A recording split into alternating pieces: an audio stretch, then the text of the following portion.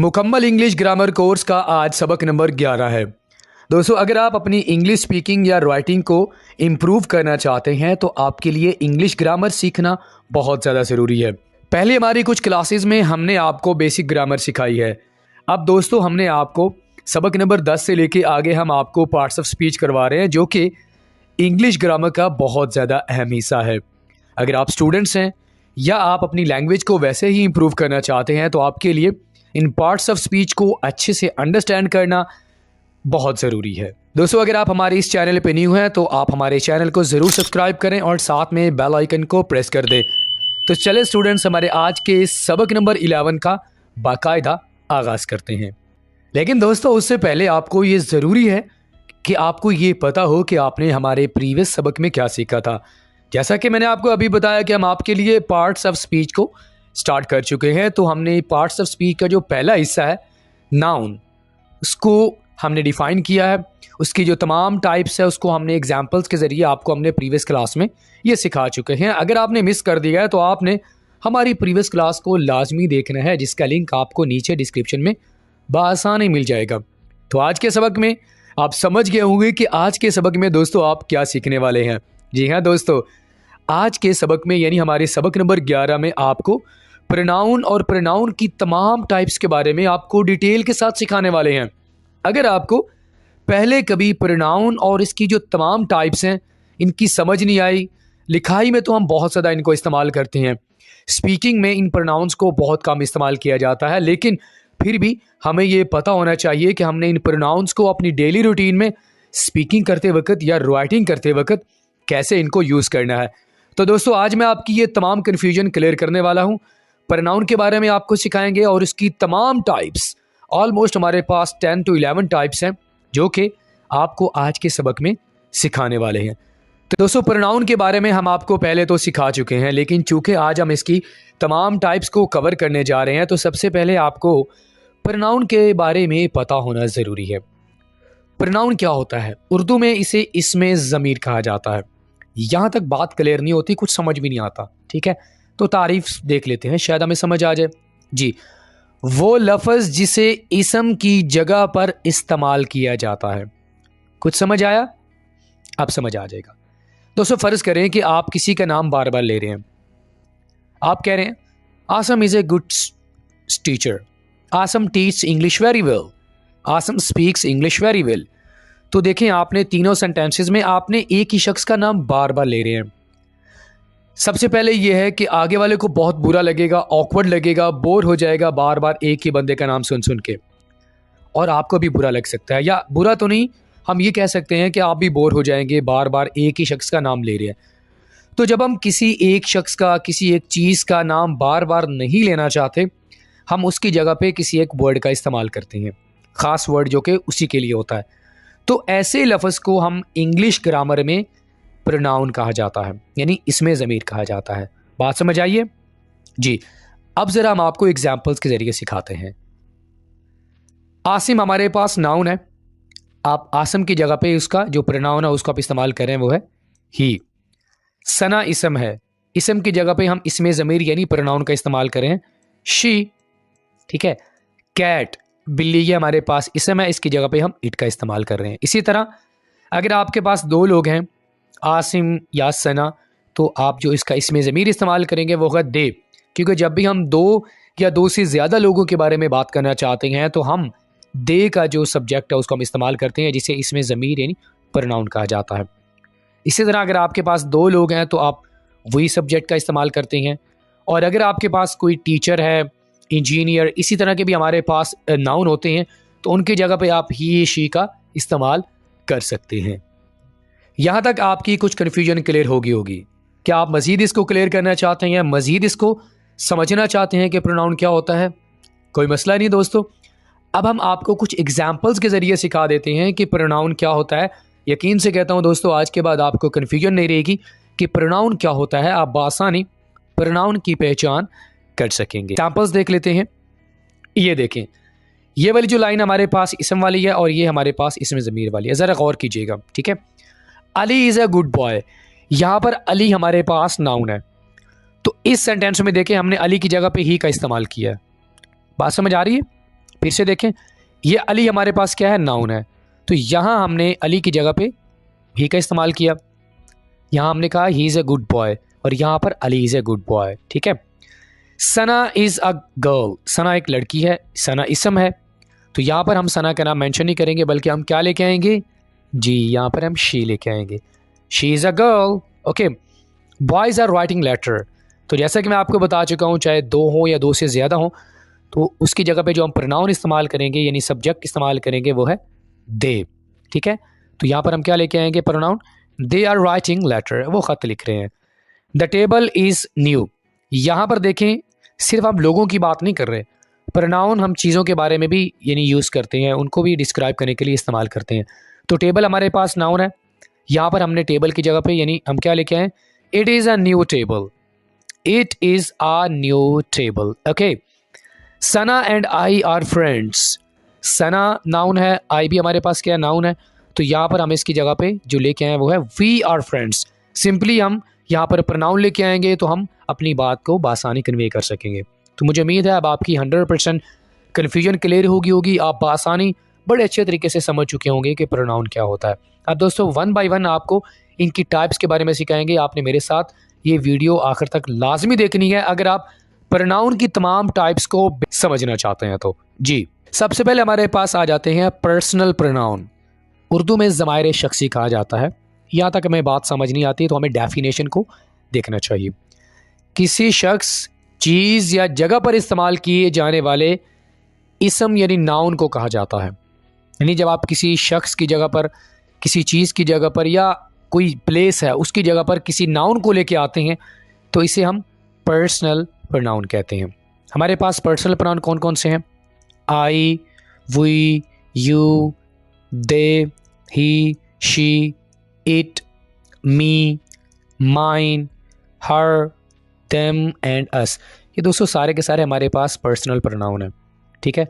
अब जैसा कि अगर मैं अपना नाम लूँ वकास, तो वकास की जगह पे मैं आई सब्जेक्ट लेके आऊँगा, इसे हम पर्सनल प्रोनाउन कहते हैं। अगर आपके पास दो लोग हैं, सना एंड आसिम है, तो आप सना और आसिम अगर अपने बारे में बात कर रहे हैं तो वही सब्जेक्ट का इस्तेमाल करेंगे। इसी तरह अगर मेरे सामने कोई लड़का खड़ा हुआ है तो मैं उसको उसके नाम से नहीं पुकारूंगा, बल्कि मैं कहूँगा यू, दे। इसी तरह हम लड़की के बारे में बात करेंगे तो शी का इस्तेमाल करेंगे।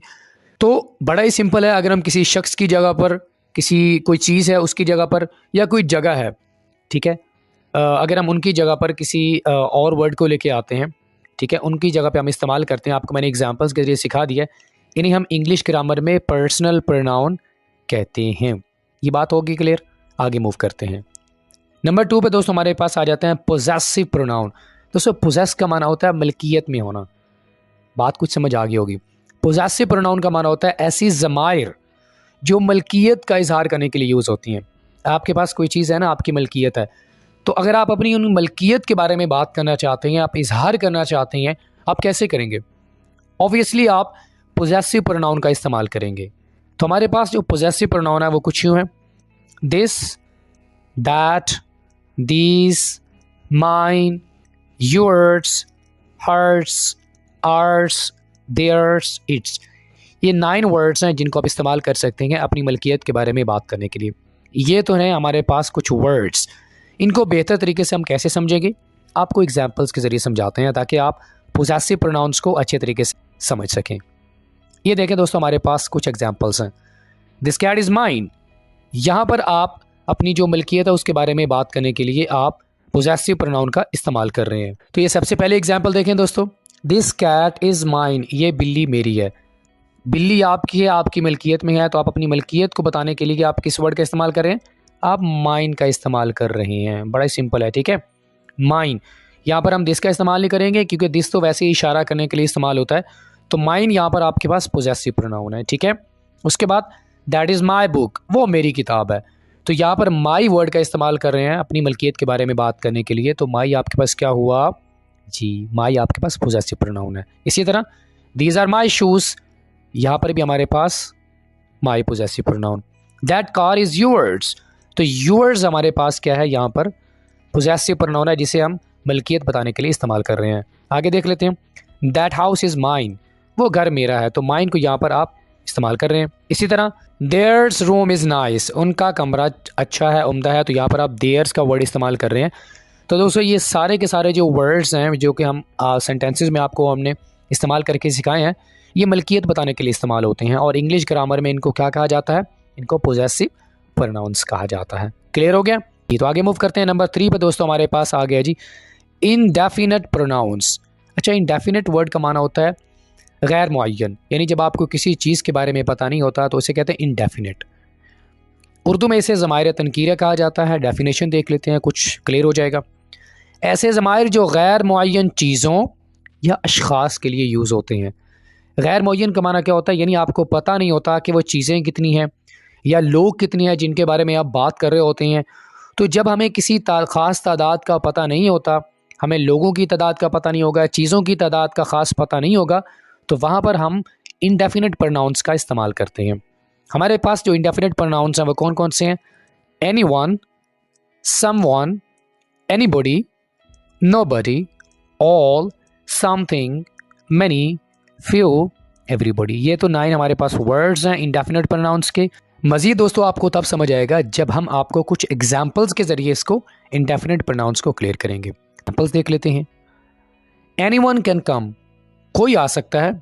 यहाँ पर तादाद ख़ास नहीं है, कोई भी आ सकता है, कोई भी बात नहीं कर सकता। नोबडी कैन टॉक, आप यहाँ पर 5 लोगों या 10 लोगों को नहीं कह रहे कि कोई भी बात नहीं कर सकता, आप जनरल वे में बात कर रहे हैं। नोबडी कैन टॉक, कोई मदद करेगा। समवन विल हेल्प, कोई ख़ास बंदा नहीं है, कोई भी मदद कर सकता है। हर कोई देखेगा। एवरीवन विल सी, एवरीवन में हर बंदा आ गया, ख़ास नहीं है। कुछ होगा। समथिंग विल हैपन, इसी तरह सब अच्छे हैं। ऑल आर गुड, तो यहाँ पर आप किसी को ख़ास नहीं कर रहे।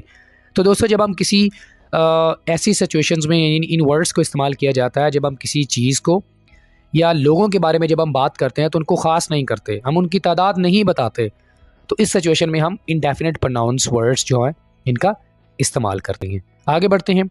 नंबर 4 पे दोस्तों हमारे पास आ गया जी रिफ्लेक्सिव प्रोनाउंस ज़माइर राजिअ। थोड़ा मुश्किल है, समझ नहीं आएगा, तारीफ देख लेते हैं। जब फ़ाइल खुद अपने आप पर काम करें तब ऐसी ज़माइर को यूज़ किया जाता है।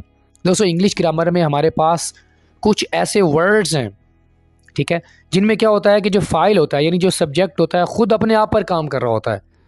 ये ऐसे आपको समझ नहीं आएगा, आपको वर्ड्स बताते हैं, एग्जाम्पल्स बताते हैं ताकि आपको बेहतर समझ आ जाए।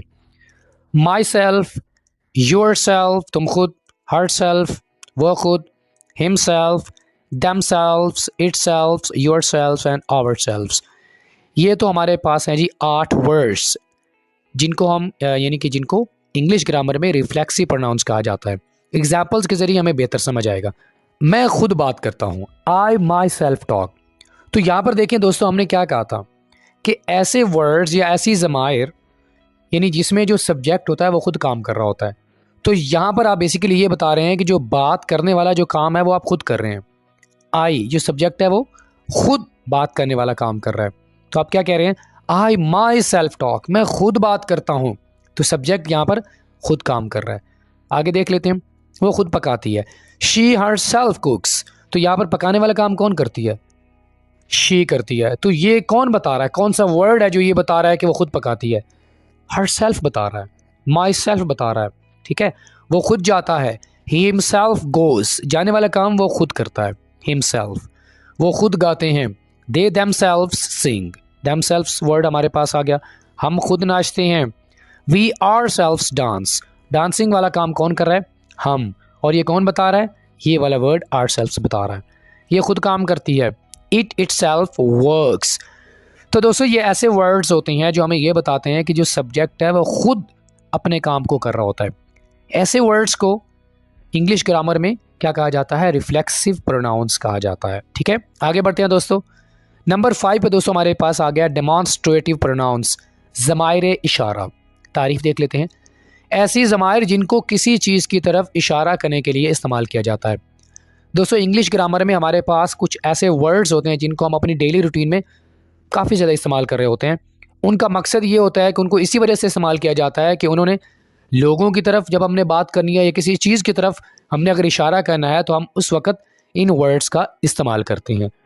तो वो वर्ड्स हमारे पास हैं ये: this, that, these, those, none, neither. तो ये 6 वर्ड्स हैं जिनको हम इस्तेमाल करते हैं किसी चीज़ की तरफ इशारा करने के लिए। एग्जाम्पल्स देख लेते हैं। ये मेरा दोस्त है, दिस इज़ माई फ्रेंड। आपने अपनी दोस्त की तरफ इशारा किया ना, ये मेरा दोस्त है, आपका दोस्त आपके सामने बैठा हुआ, तो आपने क्या कहा, दिस इज़ माई फ्रेंड। तो यहाँ पर आप दिस वर्ड का इस्तेमाल कर रहे हैं, इसे क्या कहा जाता है, डेमॉन्स्ट्रेटिव प्रोनाउन। ओके, वो मेरा दोस्त है, दैट इज़ माई फ्रेंड। यहाँ पर आपने दैट वर्ड का इस्तेमाल किया जिसे इंग्लिश ग्रामर में डेमॉन्स्ट्रेटिव प्रोनाउन कहा जाएगा। ठीक है, ये सब मेरे दोस्त हैं, दीज आर माई फ्रेंड्स। ये जो सब बैठे हो ना 10-12 लोग, ये सारे के सारे मेरे दोस्त हैं।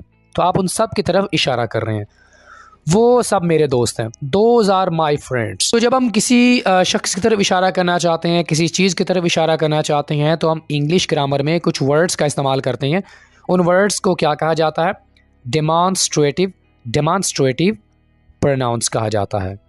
ठीक है, आगे बढ़ते हैं दोस्तों। आगे हमारे पास नंबर 6 पे आ गया एम्फैटिक प्रोनाउंस, ज़माइर ताकीदी। किसी प्रोनाउन को ज़्यादा ज़ोरदार बनाने के लिए इन ज़माइर का यूज़ किया जाता है। अच्छा, याद रखिए दोस्तों, कभी कभी हम बात करते वक्त किसी चीज़ पर ज़ोर डालना चाहते हैं, तो ज़ोर डालने के लिए हमारे पास इंग्लिश में कुछ वर्ड्स होने चाहिए। वो जो वर्ड्स हम इस्तेमाल करते हैं, उन वर्ड्स को इंग्लिश ग्रामर में एम्फैटिक प्रोनाउंस कहा जाता है। क्योंकि इन प्रोनाउन का मकसद क्या होता है कि हमने प्रोनाउंस को ज़्यादा ज़ोरदार बनाना है। इन वर्ड्स का मकसद क्या होता है कि हमने प्रोनाउन को ज़्यादा ज़ोरदार बनाना है।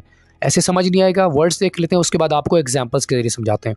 वर्ड्स वही हमारे पास जो कि आपको मैंने बताए हैं रिफ्लेक्सिव प्रोनाउंस में। ये हमारे पास वर्ड्स हैं myself, himself, yourself, themself, herself, itself, yourself and ourself. Examples देख लेते हैं, उसके बाद मैं आपको थोड़ा सा इनके बारे में फ़र्क सिखाऊंगा। ये देखें, उसने खुद कहा, ही हिमसेल्फ सेड। तो यहाँ पर जो कहने वाला जो काम है, एक एक्शन है जिसको किया है, उसने किया है, तो यहाँ पर आप जोर डाल रहे हैं। तो जोर डालने के लिए आप हिमसेल्फ का जो वर्ड है वो इस्तेमाल करें, और आप जोर किस पे डाल रहे हैं, आप ही पे डाल रहे हैं। तो मैंने क्या कहा था आपको, अभी क्या इसकी डेफिनेशन बताइए, कि प्रोनाउन पर हम जोर डाल रहे हैं। तो प्रोनाउन पर जोर डाला जा रहा है ना, कि ही हिमसेल्फ सेड, उसने खुद कहा। ठीक है ना, उसने खुद खरीदा। शी हरसेल्फ बॉट, मतलब ये काम उसी ने किया है, किसी और ने नहीं किया। तो यहाँ पर हम शी पर जोर डाल रहे हैं। तुम खुद जाओ, कोई और नहीं जाएगा, तो हम ऐसे कहते हैं ना कि तुम खुद जाओ। यहाँ पर प्रोनाउन यू पर जोर डालेंगे, यू योरसेल्फ गो। मैंने खुद हल किया, I myself solved it. Very clear, जब हम प्रोनाउन पर जोर डालना चाहते हैं कि किसी भी काम के बारे में, कोई एक्शन के बारे में बात करने के लिए, उस सिचुएशन में हम ऐसे वर्ड्स का इस्तेमाल करते हैं जिन्हें इंग्लिश ग्रामर में एम्फैटिक प्रोनाउंस कहा जाता है। अब यहाँ पर थोड़ा सा डिफरेंस सीख लें दोस्तों। रिफ्लेक्सिव प्रोनाउंस में और एम्फैटिक प्रोनाउंस में एक बेसिक जो डिफरेंस है वो ये है कि एम्फैटिक प्रोनाउंस में बेसिकली हम ये बताते हैं कि हम जोर डालते हैं, हमने जोर डालना है कि जो प्रोनाउन है ये काम उसी ने ही किया है। बात को समझिएगा। एम्फैटिक प्रोनाउंस में बेसिकली हमारा जो मकसद होता है इन वर्ड्स को इस्तेमाल करने का, वो ये होता है कि हमने जोर डालना है प्रोनाउन पर कि भाई ये काम प्रोनाउन ने ही किया है, किसी और ने नहीं किया। ठीक है, अगर हम बात करें रिफ्लेक्सिव प्रोनाउंस की, तो उनमें वैसे ही कहा जाता है कि ये काम सब्जेक्ट ने किया है। तो वहाँ पर ये बताया जाता है रिफ्लेक्सिव प्रोनाउंस में कि ये काम खुद सब्जेक्ट ने किया है। ठीक है, जबकि यहाँ पर एम्फैटिक प्रोनाउंस में प्रोनाउन पर जोर डाला जाता है कि उसने खुद ये काम किया है। ठीक है, आई होप कि आपको समझ आ गया होगा दोस्तों। अब आगे मूव कर लेते हैं। नंबर 7 पे दोस्तों हमारे पास आ गया इंट्रोगेटिव प्रोनाउंस, ज़माइर सवालिया। तो इंट्रोगेटिव से आप समझ गए होंगे कि ये कौन सी प्रोनाउंस हैं, ऐसी ज़माइर जिनको सवाल करने के लिए यूज़ किया जाता है। कौन कौन सी हमारे पास, what, who, when, how, which, whom, who, whose. तो ये 8 वर्ड्स हैं जिनको हम इस्तेमाल करते हैं सवाल करने के लिए, जिन्हें इंग्लिश ग्रामर में इंट्रोगेटिव प्रोनाउंस कहा जाता है। इनकी मिसालें देख लेते हैं ताकि बेहतर समझ सकें। वो कौन है, हु इज़ शी। तो यहाँ पर आप हु का इस्तेमाल कर रहे हैं, इसे हम क्या कहेंगे, इंट्रोगेटिव प्रोनाउंस के तौर पर यहाँ पर इनको इस्तेमाल किया जा रहा है। अब कैसे हैं, हाउ आर यू। तो यहाँ पर हाउ आपके पास इंट्रोगेटिव प्रोनाउन है। ये कुत्ता किसका है, हुज डॉग इज़ दिस। यहाँ पर हुज आपके पास इंट्रोगेटिव प्रोनाउन है। आपका नाम क्या है, what is your name. What यहाँ पर प्रोनाउन है। ठीक है, तुम कब जाओगे, व्हेन विल यू गो। तो ये आपने देखा दोस्तों, आमतौर पर जो हमारे पास इस तरह के सवालिया वर्ड्स होते हैं जिन्हें WH फैमिली कहा जाता है, इनको शुरू में ही इस्तेमाल किया जाता है। तो इंग्लिश ग्रामर में इनके मुख्तलिफ इस्तेमाल आते हैं। यहाँ पर इनको इस्तेमाल किया जा रहा है एज एन इंट्रोगेटिव प्रोनाउन। तो इंट्रोगेटिव प्रोनाउन यहाँ पर आपने देखा इनको शुरू में इस्तेमाल किया गया है, ठीक है। तो ऐसे वर्ड्स जिनको सवाल करने के लिए इस्तेमाल किया जाता है इनको इंग्लिश ग्रामर में इंट्रोगेटिव प्रोनाउंस कहा जाता है। आगे बढ़ते हैं। नंबर 8 पे हमारे पास हैं जी रेसिप्रोकल प्रोनाउंस। डेफिनेशन देख लेते हैं। किसी बाहमी अमल या ताल्लुक का इजहार करने के लिए इनको यूज़ किया जाता है। अच्छा दोस्तों, कभी कभी ऐसा होता है कि 2 लोग मिलकर किसी काम को कर रहे होते हैं, 3 लोग मिलकर काम कर रहे होते हैं। तो इंग्लिश ग्रामर में अगर आप इन वर्ड्स की अगर आप बात करें तो इनको रेसिप्रोकल प्रोनाउंस कहा जाता है, ठीक है। कभी कभी होता है ना कि कोई काम ऐसा हो रहा होता है, कोई ऐसे ताल्लुक की अगर हम बात करें तो उनका बाहमी होता है, म्यूचुअल होता है, 2 लोगों का आपस में होता है, या 3 लोग जो होते हैं ना आपस में काम कर रहे होते हैं, ठीक है। तो इंग्लिश ग्रामर में जो ऐसे वर्ड्स इस्तेमाल किए जाते हैं इनको रेसिप्रोकल प्रोनाउंस कहा जाता है। वो कौन कौन से हैं? Each other and one another. यहाँ पर आपको मैं थोड़ा सा डिफरेंस बता दूँ। ईच अदर हम सिर्फ 2 लोगों के लिए इस्तेमाल करेंगे, जबकि वन अनदर को हम 2 या 2 से ज़्यादा लोगों के बारे में बात करने के लिए इस्तेमाल करेंगे। एग्जाम्पल्स देख लेते हैं, मज़ीद समझ आ जाएगी कि रेसिप्रोकल प्रोनाउंस क्या होते हैं। हम एक दूसरे से प्यार करते हैं, वी लव ईच अदर। अब ये जो प्यार करने वाला जो प्रोसेस है, प्यार करने वाला जो ताल्लुक है, सिर्फ एक साइड पे नहीं होता, ये दोनों साइड से होता है। तो जब हम इस तरह की बात करना चाहते हैं कि 2 लोग मिलके काम को कर रहे हैं, 3 लोग मिलके काम को कर रहे हैं, तो इंग्लिश ग्रामर में हमारे पास कुछ वर्ड्स होते हैं, उन वर्ड्स को रेसिप्रोकल प्रोनाउंस बोला जाता है, ठीक है। वो एक दूसरे से नफरत करते हैं, दे हेट वन अनदर। तो यहाँ पर 2 से ज़्यादा लोग होंगे जो एक दूसरे से नफरत करते हैं, ठीक है। हम एक दूसरे से नफरत करते हैं, वी हेट ईच अदर। तो नफरत करने वाला जो काम होता है कभी भी एक साइड पर नहीं होता, अमूमी तौर पर ये होता है कि दोनों साइड से होता है, ठीक है। हमें एक दूसरे की ज़रूरत है, वी नीड वन अनदर। तो ऐसे वर्ड्स इन वर्ड्स को तब इस्तेमाल किया जाता है जब आपने ये बताना हो कि 2 लोगों का आपस में ताल्लुक या कोई भी काम दोनों साइड से हो रहा है, एक साइड से नहीं हो रहा। तो इंग्लिश ग्रामर में ऐसे वर्ड्स को रेसिप्रोकल प्रोनाउंस कहा जाता है। उसके बाद हमारे पास है दोस्तों रिलेटिव प्रोनाउंस। रिलेटिव प्रोनाउंस का माना क्या होता है? ज़माइर निस्बती, यानी ऐसी ज़माइर जिनका ताल्लुक ऐसे इसम से हो जिनका जिक्र पहले से हो चुका हो। थोड़ा सा मैं आपको बताता हूँ दोस्तों। कभी कभी सेंटेंस के अंदर हम कुछ ऐसे वर्ड्स इस्तेमाल करते हैं जिन वर्ड्स का मकसद ये होता है कि जिसके बारे में आप बात कर रहे हैं वो पहले से उसका जिक्र हो चुका है, यानी पहले से किसी चीज़ का अगर जिक्र हो चुका हो सेंटेंस में, तो उसको डिस्क्राइब करने के लिए हम इंग्लिश ग्रामर में वर्ड्स का इस्तेमाल करते हैं जिन वर्ड्स को रिलेटिव प्रोनाउंस बोला जाता है। वर्ड देख लेते हैं, who, what, that, whom, whose. आपको मैं एग्जांपल्स दिखाने जा रहा हूँ। जब आप एग्जांपल्स को देखेंगे, आप उनको समझेंगे, तो यकीन से कहता हूँ आप इसको बेहतर तरीके से अंडरस्टैंड कर सकेंगे। ये देखें, मैं उस लड़के से मिला जो मर गया था, I met the boy who died. अब यहाँ पर आप किससे मिले हैं? वो शख्स जो मर गया है, तो यहाँ पर जो वर्ड्स हु बता रहा है ना, इसका ताल्लुक इस लड़के से है, यानी ये जो मरने का ताल्लुक है इस लड़के से है कि आप उस शख्स से मिले हैं जो मर गया था। तो यहाँ पर आप ज़मीर का इस्तेमाल करें ये बताने के लिए कि पहले से इस लड़के का जिक्र सेंटेंस में हो चुका है, ठीक है। ये वही कमरा है जिसमें मैं रहता था, दिस इज़ द रूम। तो रूम का ताल्लुक यानी कि जो रूम है आपने उसको पहले मेंशन कर दिया है। तो मज़ीद ये बताने के लिए कि इसका पहले से जिक्र हो चुका है तो आप यहाँ पर दैट का वर्ड इस्तेमाल कर देंगे, this is the room that I lived in. ये वही कमरा है जिसमें मैं रहता था, ओके। ये वही आदमी है जिसने मुझे धोखा दिया, दिस इज़ द मैन। ये वही इंसान है। तो मैन का पहले जिक्र हो गया। मज़ीद ये बताने के लिए कि पहले से इसका जिक्र हो गया, हम यहाँ पर विच वर्ड का इस्तेमाल करेंगे, विच डिसीव्ड मी, जिसने मुझे धोखा दिया। तो जिसने आपको धोखा दिया ये तो वही इंसान है, ठीक है। ये वही आदमी है जिसका कुत्ता मुझे काटता है, this is the man. Man की बात करें, हुज डॉग। अब वो कुत्ता किसका है? उस आदमी का है। वो जो आदमी है उसका पहले से जिक्र हो चुका है, हुज डॉग बाइट्स मी। तो दोस्तों कभी कभार हम ऐसे वर्ड्स का इस्तेमाल करते हैं जिनका मकसद सिर्फ ये होता है कि आप जिस शख्स के बारे में बात करें, जिस चीज़ के बारे में बात करें, सेंटेंस में पहले से उसका जिक्र हो चुका है। तो इंग्लिश ग्रामर में ऐसे वर्ड्स को या ऐसी सिचुएशंस को क्या कहा जाता है? रिलेटिव प्रोनाउंस कहा जाता है, ठीक है। उसके बाद दोस्तों हमारे पास आ गया जी डिस्ट्रीब्यूटिव प्रोनाउंस, ज़माइर तकसीमी। डिस्ट्रीब्यूट का माना क्या होता है? तकसीम करना, ठीक है।